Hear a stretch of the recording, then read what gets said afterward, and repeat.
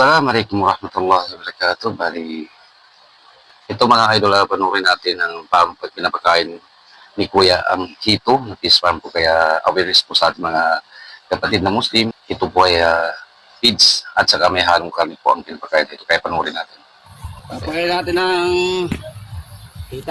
hita ng baboy yung Ayan po, tingnan natin kung hawak kakailan ni ng hawak karne. ni Kuya ang hita ng isang baboy. Kaya pala masustahan dito. Napakataba. Oo, Dahil po nga sa ito mga boss. karne ng baboy ito.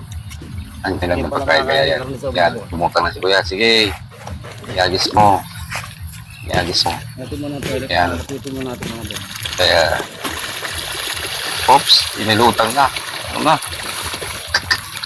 Po, Kuya, paano yun? Kuya, parang hindi kinakain ng ito yung baboy mo. Oh, hindi kinakain ng ito yung baboy.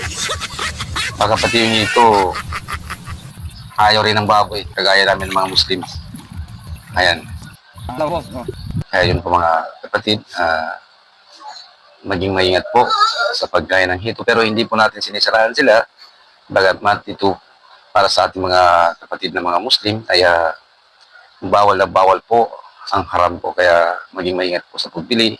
Kaya yan po ang video at picture ay napanood natin. Kaya ang ano natin dito ay hindi natin sinisiraan ng ating mga kapatid na Christian, pero para lang po sa ating mga kapatid na Muslim na pinapakain po ay isang kita po ng bagay awareness po. Yun lang po. Ang video na ito ay hindi po ito paninira sa isang hanap buhay, kundi para lang po sa safe na pagkain ng ating mga kapatid na mga Muslim po. Yun lang po. Pero hindi naman po siguro lahat.